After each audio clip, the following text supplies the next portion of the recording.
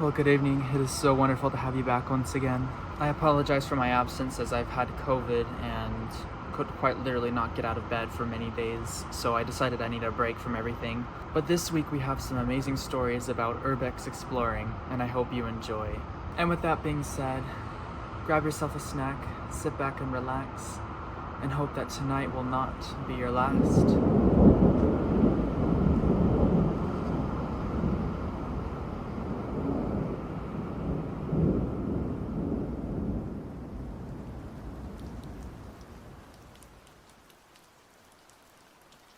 This story takes place in the summer of 2023.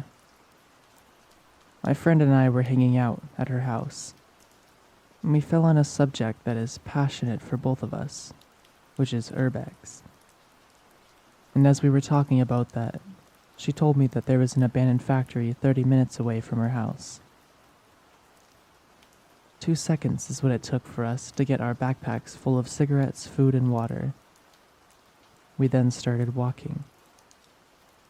We took some 5-minute breaks from time to time and continued our path. When we had arrived, we were absolutely in love with the creepiness and absence of life in this place. Let me introduce you to the 4 buildings.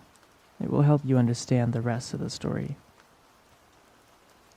The first building was locked. No more information. Probably somewhere to stock wood and metal. The second building was a big factory. It was the biggest building in the 4. There's 3 floors, a basement, a working space, and the eating place at the highest floor.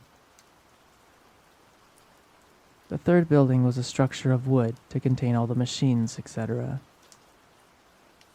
And finally, the 4th building, which was a small gas station where there was keys of the other rooms. There was 2 floors, but we didn't go to the second one for a reason that we will see further in the story. So we entered the big factory, which was the second building. At first we were getting shivers, but as time passed we got more and more comfortable with the place we were in. Then comes a moment. We had to do it. We were so curious. We stood in front of the door and opened it. There we were, in the basement.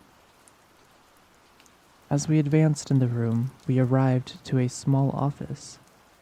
There was fresh coffee in a cup. We didn't think much of it first. Maybe people like us came here. We didn't have the time to make any theories, since we heard something. A clown horn. We looked at each other and laughed nervously. We thought that one of us stepped on a toy or any other thing, but again, a clown horn yelled right behind us, before we heard a cynical and traumatizing laugh. We ran to the door and left outside as fast as we could. We then stood there, outside and scared. At this point, we didn't believe what was happening, so we laughed it off with another sip of our beers. Now we went back. Yes, it was a stupid idea, I know. But don't worry, we didn't stay there even 5 minutes, that we saw a hand opening the same basement door. And that was it. We ran back home. I never ran so fast in my entire life. I think there's a small detail that will make you understand how bad it could have really been. About an hour later, we were going to a restaurant as we heard gunshots at the exact position of where the factory was. That night, we didn't sleep at all. And to this day, I never went back into this city.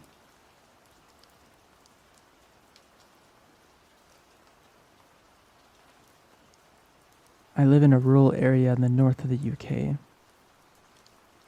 About 20 minutes outside the village I live in is a large complex of abandoned buildings. I haven't ever been able to get a straight answer on what there used to be. Some say it was an old farm, others say it was an Air Force base. Either way, it's cool place to explore in any kid's dream. I'm older now, but I practically grew up here, spending many summers at this place with my group of mates. We're all older now, so we don't go anymore. I mention how many times I have been to demonstrate how comfortable I am with this place. Any creepy feelings usually associated with abandoned buildings have worn off because of how many times I've been there. I should also mention that in all of my time visiting this place with my friends, we have never seen anyone else there. It was kind of our place. Tonight I was chilling with a mate at my house. We were both going to separate universities in a few weeks, so we were feeling quite reflective and started talking about our childhoods, and in particular our many trips to these abandoned buildings. Eventually, although it was getting quite late, curiosity got the better of us and we decided to hop in his car and drive the journey to this place. When we got there, it was pitch black and we had absolutely no gear except the torches on our phones. He had even come straight from work, so he was in his formal suit. We arrived at the place and began walking around, looking in all the buildings and recounting stories of all the summers we had spent here. We were talking carelessly and loudly. In hindsight, this was probably our biggest mistake. We were quite deep in the complex when it started, and loud tapping, the sound of metal on metal. It startled us, and we both jumped. In an effort to calm ourselves down, we told each other it was probably the wind. It didn't take us long to work out that this couldn't be the case. The tapping has a rhythm to it, but it was one that would keep on changing. A few times it would even have a recognizable tune, such as that song by Queen, "We Will Rock You." At this point, my mate and I were terrified. We started to slowly, as quietly as possible, go back the way we had come and towards where his car was parked.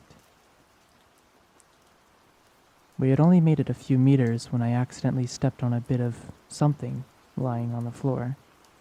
It snapped with what felt like the loudest sound in the world. At that point, the tapping abruptly stopped and everything went silent. We started to creep away again. We had only made it a bit further when something I will never forget, but wish I could, had happened. We heard a voice. It sounded mad. It was loud and clear enough to hear, and it was speaking English, but what it was saying didn't make sense. Just a random jumble of words and phrases blurted out without any pause. At this point, we both broke. We sprinted towards the way out, suppressing the urge to scream like kids. As we were running to the entrance, we ran past another building. As we ran past, quite loudly this time, we heard another voice. It was a man's voice again, but definitely different from the first one. This was saying a similar assortment of nothing, but we didn't stop to listen. We sprinted full tilt till we got back to his car. We hurled ourselves in and screeched off. We got back to mine and practically hugged each other for the rest of the night. It might not sound that creepy now, but something about those voices coming from the abandoned buildings put fear in the animal part of my brain.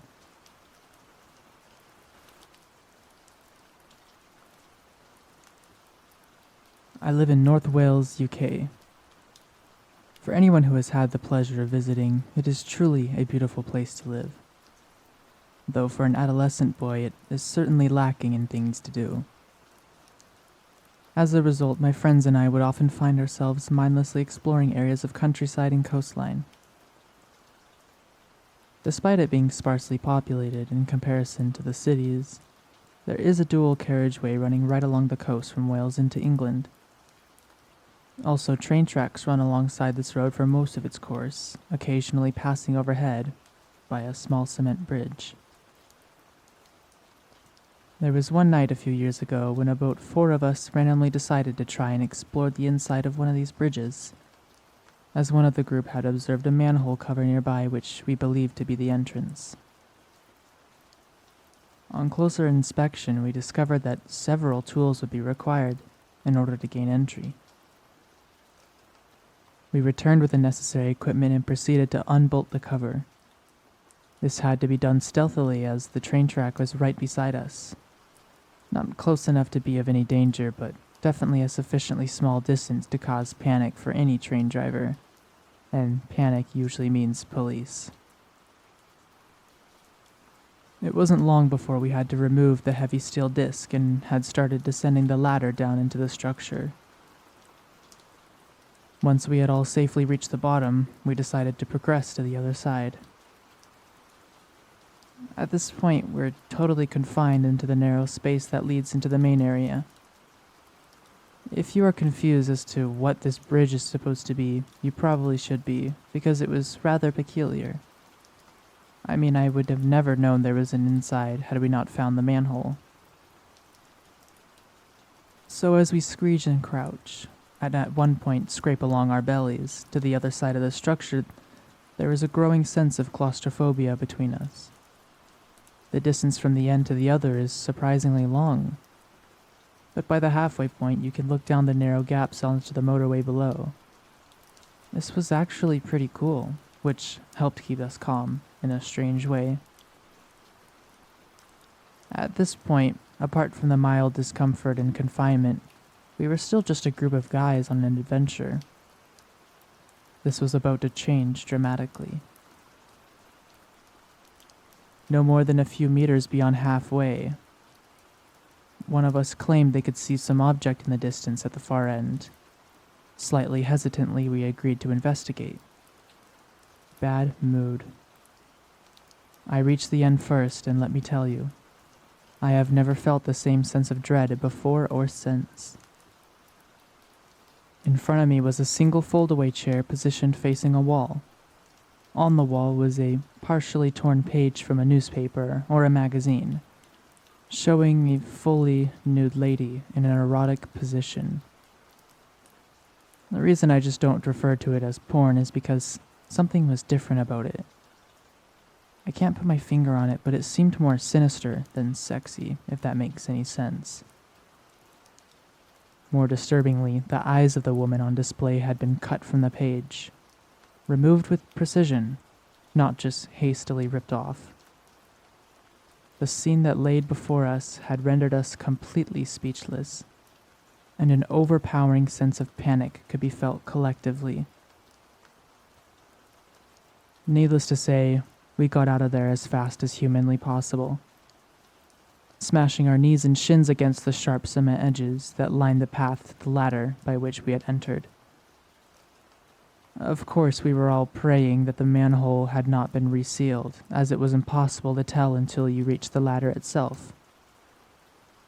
Thankfully, the exit route was clear, and we promptly dashed as far away as our legs could carry us.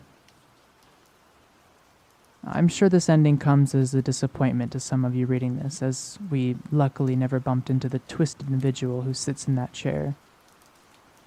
But I must stress how radically out of the norm this was given where I live. The reason I mentioned the population earlier was with purpose. There is easily enough people here to escape the realms of country crazy folk, yet nowhere near enough people to have someone clearly lose grip on society without somebody taking notice.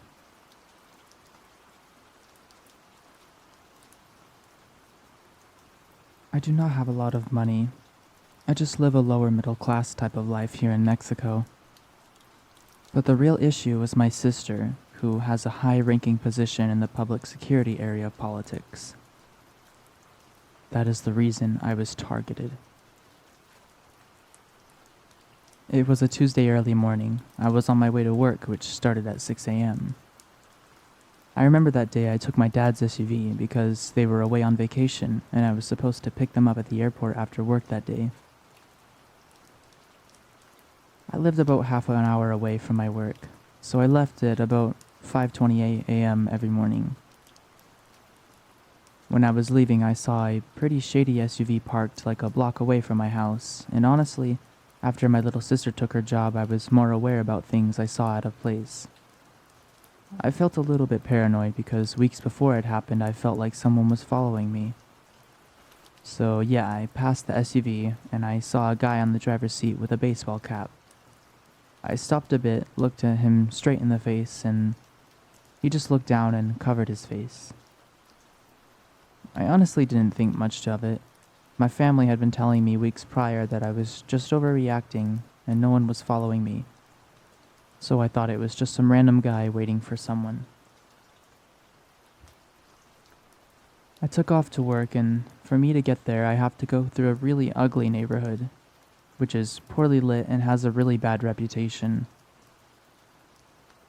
I was in a 2-lane street that's only one way. I was in the right lane at the time and saw a Jeep Cherokee just speed by me on the left lane and then continue its way in front of me. When we arrived at the end of the street, I had to turn right to get to work, and the Cherokee just stopped completely on the right lane in front of me, with their blinkers signaling to the left. I found it kinda weird, but I did not want to be an asshole and honk at them, and wanted them a few seconds to move. While I was waiting, an Explorer came screeching on the left lane and it stopped next to me. And 4 guys came out with guns in one hand and a baseball bat. The guy with the bat smashed my window and hit me in the face, while another put a gun to my head and were saying things like, "This is real, get out of the car." So please understand that at the moment I did not feel they wanted to steal my car. I already knew they were trying to kidnap me. If I knew they just wanted the car, I would have given the car to them. But I pieced everything together. The cars that I felt were following me at night every day, the guy just sitting on the SUV outside my place, and obviously my sister's job. I knew that if they took me, it would be torture, followed by certain death. And if they really wanted to kidnap me, they would not kill me. So I stepped on the gas, I smashed between the Cherokee and the Explorer and ran over one of the guys. I sped as much as the SUV would give me and honked so I could make a lot of noise and people would notice. My hope was to get to my workplace, which had private security, and call my sister so she could move over the police. With all the adrenaline on me, I passed the entrance to my work and tried to turn back, but I crashed on a corner. At that moment, I honestly felt like my heart would come out of my mouth. Everything moved so slow, so I tried to calm myself down. I breathed, saw through my mirrors if they were following me, and I saw no one. An empty street that was already lit by the morning dusk. The SUV was still working.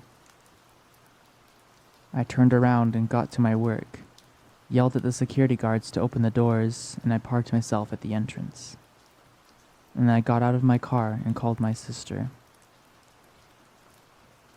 After that, I went inside and talked to my boss about what had happened and went to the restroom to clean the glass and blood off my hair and face. When I came out of the restroom and out to the parking lot, there were about 10 cop cars outside my workplace.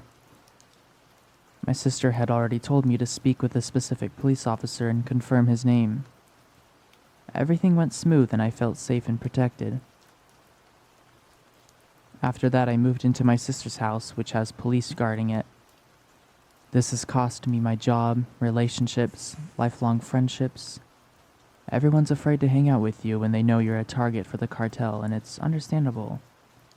But it still does not make it feel any less garbage.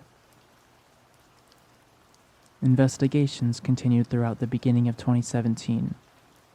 I later found out through security camera footage that there were 3 SUVs in total, with about 12 people trying to kidnap me. I found out that the cartel was after me was one of the most powerful in the world, and that the person who was in charge of investigating my case was killed. So right now I'm working for the Mexican government. It's a low-profile job which does not pay much and does not attract too much attention. I've looked for ways to leave the country, but I do not have enough money or qualifications. I'm still living with my sister, with people protecting me and my family 24 hours a day, and the guys who tried to kidnap me are still at large. I'm trying to make the best of the situation. I've lost a lot of weight. I spend more time with my nephews and recently got into a steady relationship. But honestly, I'm always on edge and feel like I'm in imminent danger.